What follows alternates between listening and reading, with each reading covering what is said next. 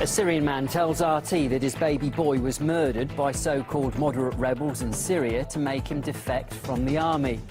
Also this hour. I know that I have to submit to the local culture and language, always. Really? Really? We've got hundreds, if not thousands, of European expats in the Arab world. Are they forced to speak Arabic? No, they're not. You must pray. Pray in German is absolutely outlandish. A politician's proposal to make mosques pray in German divides opinion as the country seeks to integrate refugees more effectively. And Oxfam accuses America's largest corporations of hiding $1.4 trillion in tax havens.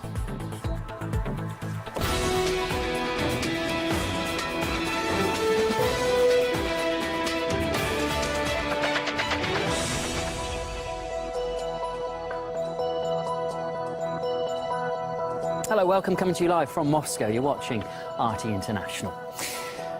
Now, if the ceasefire in Syria fails, the US plans to deliver more heavy weapons to the country's so-called moderate rebels. That might include the Free Syrian Army, an opposition force that has been supported and praised by the West. However, as Maria von Oschner found out, its ways of recruiting fighters have been far from moderate.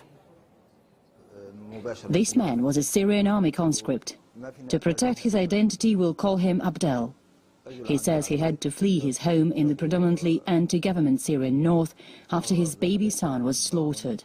The Free Syrian Army, when they learned that I served at the checkpoint of the state army, wanted me to join them. They kidnapped my little son, who was just 45 days old at that time, and told me that I had 72 hours to leave the military and become a Free Syrian Army soldier. Abdel shows me the pictures kidnappers sent him in that time, of little Ibrahim, alive, a caricature with a beheaded doll that was supposed to increase the psychological pressure, and finally, of a half-naked baby boy and a sword next to him, ready to be used. At midnight, they brought a black plastic bag to my porch. There was my son's body. His head and arms were cut. Abdel got a phone call the next day warning that his two other children would be next if he didn't join the Free Syrian Army. That morning, he moved his family to the refugee camp in Turkey and hasn't been back to Syria since. They will kidnap your loved ones and blackmail you, and if you don't comply, they will kill your son, mother, or sister. That was 2012. Abdel assures me they were members of the FSA, the first organized armed opposition group in the Syrian conflict, which Western politicians lined up to describe as legitimate, supporting them financially and militarily. We've made a decision that the Syrian opposition coalition is now inclusive enough. We consider them the legitimate representative of the Syrian people. The Syrian opposition, as represented here, recognizes that Syria's minorities have legitimate questions and concerns about their future. It's so important that the United States and our allies and our partners provide the assistance that the opposition needs to strengthen itself.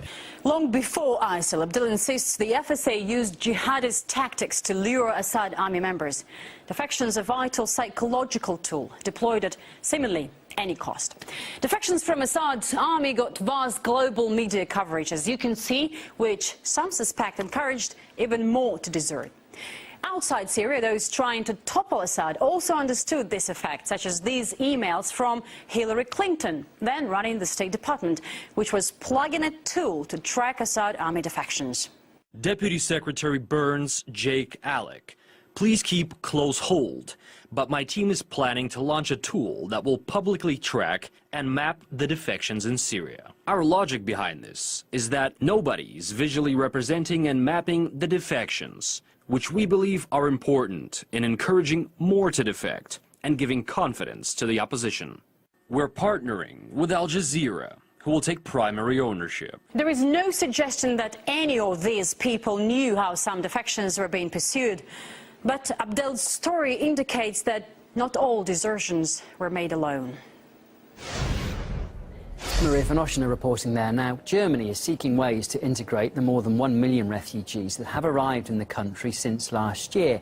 Andreas Scheuer from the Christian Social Union is proposing a measure that touches the spiritual lives of many migrants. The so-called Islam law says only German should be spoken in mosques, and if a Muslim disagrees, they could be deported. The draft law would also put an end to the financing of mosques from abroad.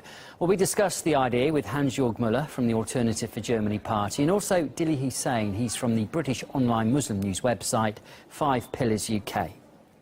But as soon as issues of integration starts entering the murky ground of assimilation, that's when we're going to start seeing problems. So when you start saying that German should be the official language of mosques, where Arabic is the official Islamic language, it's the language of the Quran, it's the language of the prophetic teachings, and I'm sure German is spoken in many German mosques. Also, to put a caveat of learning German to access state benefits can also be problematic. Why?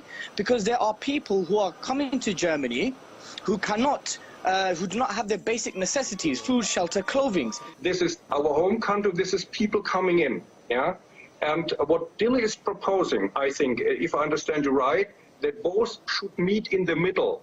And this is, I think, the case where all the struggle is going about, that here is the home country, people coming in, they have to adapt to the home country. And this, I'm proposing... Mr. Müller, if I may kindly respond to you. Please let me finish. I have lived in so many countries abroad.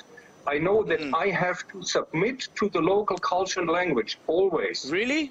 Really? We've got hundreds, if not thousands, of European expats in the Arab world. Are they forced to speak Arabic? No, they're not. The fact, I understand that on a basic societal level, to learn German, to just get on with everyday life is one thing.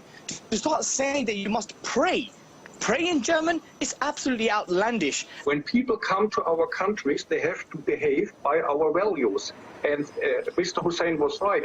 If I were going to Saudi Arabia, I should have adapted to their culture. I have no right, yeah? I would say we have a very good saying in German language, the one who cries is always wrong, yeah? So please, let's come back to dialogue apart from your that saying. We need to distinguish between accepting and adopting certain values and abiding by the law of the land. Now, abiding by the law of the land is something entirely separate to adopting an entire value set where a moral compass and the fundamentals of values are either shaped by one's religion or lack of religion.